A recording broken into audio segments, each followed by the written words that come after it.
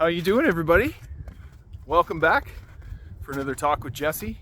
I'm your host, Jesse, and these are the trees and field around me. And they're in the background because, well, they live here too. All right. I wanted to thank you for tuning into my videos, and I also want to thank you for subscribing. Thank you so much. And genuinely, if this is meaningful enough for you to pass on to somebody else because you feel it's going to resonate with them, and some of these words in here, little gems in between the thoughts that you have, and the aha moments, love that. Love that. Keep those comments coming. Keep the feedback coming. If you haven't already subscribed, hit the little button, lower right hand corner, hit the bell. That'll send you all my great content. So, today's talk. I create my own reality. Do you create your own reality? Well, I got news for you. You do every day, whether you know it or not, whether you're consciously doing it or not. Your subconscious might be running the day in, day out. Get up, get your coffee, get your food inside you as quickly as possible, get the kids to daycare or work, and then get the heck out the door. And then you're going to be hurry up and waiting through traffic, right? You're going to sit there at the traffic light. You hurried out the door just to get out the door, and then you're stopping at the traffic light just to wait. And then you get to work and you do it all again, right? You're in that big hamster wheel. Well, I'm not immune to that. I've done that in the past, and I do that every now and then as well, when I have appointments and such, and when I have clients that I need to get to. But the reality I'm asking you about is, do you create your own reality? Do you get to create it every day? And the answer is yes. And in that, do you get to see yourself in moments where you may or may not subscribe to the feelings that you feel? What do I mean by that? Well, if you create your day and you get to have all your feelings and your feels, do you get to choose whether or not those feels and feelings, how they affect you? You sure as heck do. What am I talking about when I talk about that? Well, first I'm going to lay out the red carpet for you. We choose how our day is going to look. We get to create our reality every day. And one of the things that I have implemented into my day is my perfect day. Into my perfect day is that precious time in the morning that's mine, that's only mine, that belongs to me. What does that look like? For some people it starts off with meditation. Some people it starts off with sitting, having their coffee, saying affirmations, talking about all the good things that they want to do in the day. Never mind what you didn't do, never mind what you missed, but all the good stuff. Doing your burpees or your jumping jacks or your crunches or your sit-ups, your push-ups. Doing those every morning. But making sure that hour, that power hour that you have every day is for you.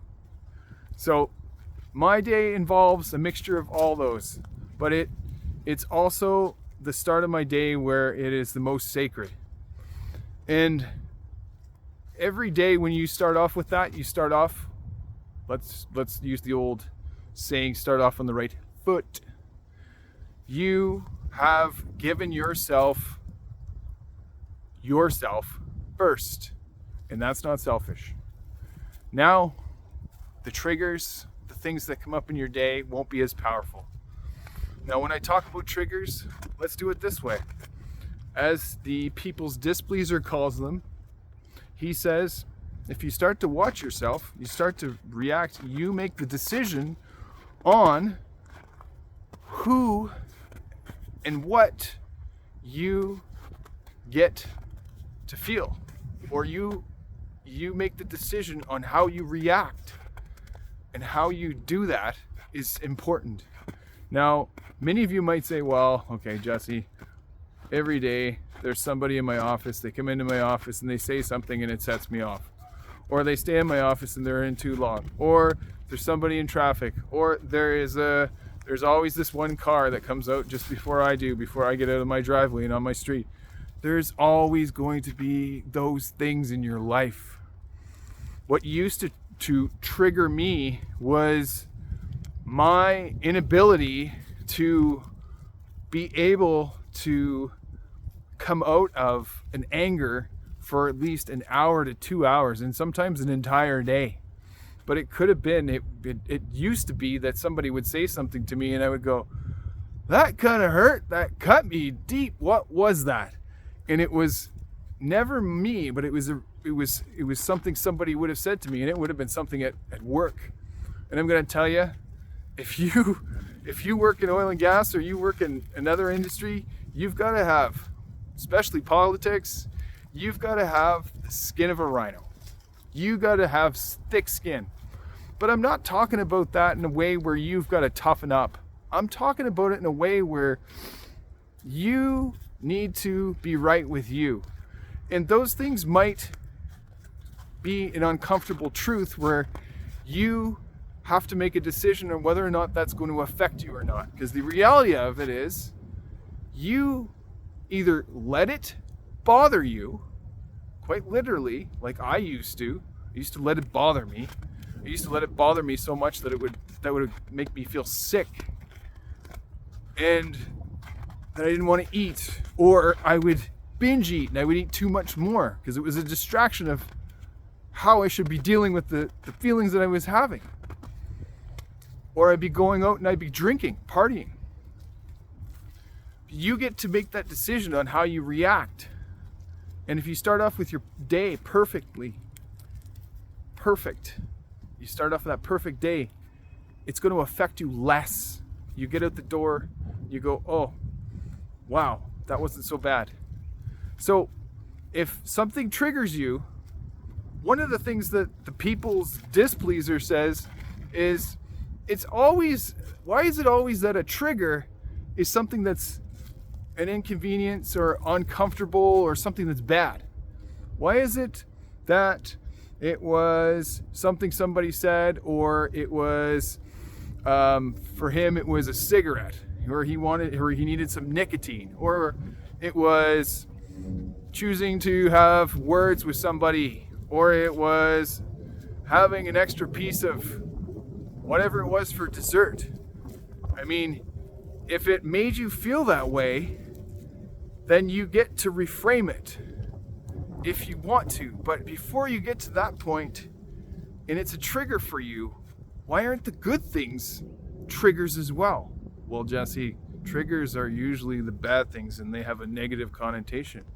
So why do you do that to yourself? Why do you choose to put yourself in those situations? Why do you choose to be triggered?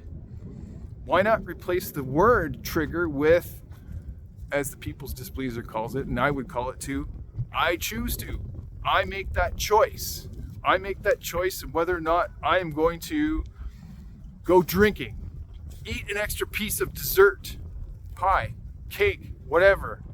I choose to react to that person by what they said, or I can take it in and go, they must be having an off day.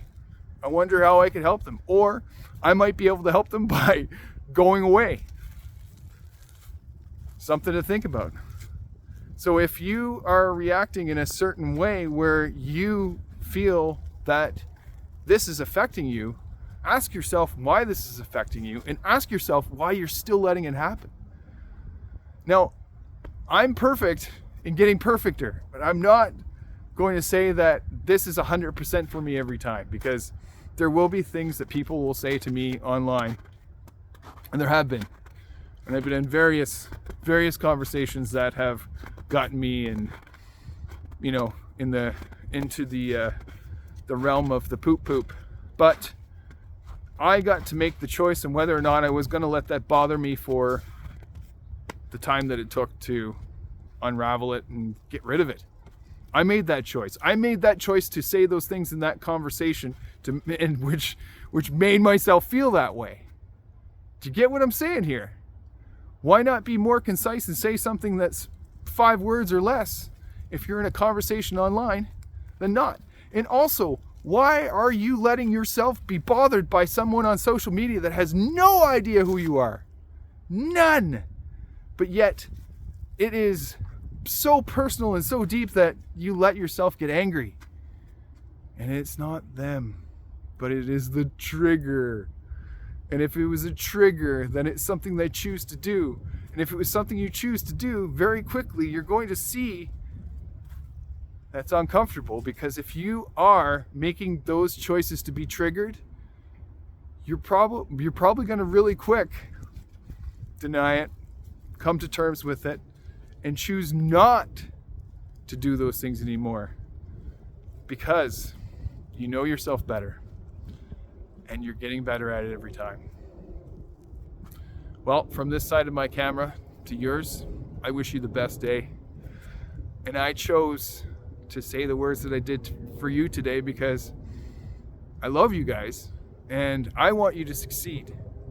I want you to take the gems of what I say and let them affect you in a way that challenges you, makes you think, and not only that, makes you want to come back for more and go, hey, what about this thing you said the other day about triggers and beliefs, and it doesn't make sense? And what about how that affects me? You know what? I don't have a choice in what. Let's talk about it. If these things are bothering you and you're not quite sure how to deal with it, I want to talk to you. I want to talk to you about this, because I bet you I can help you have the perfect day you want. And on that note, be good to yourself, and have fun.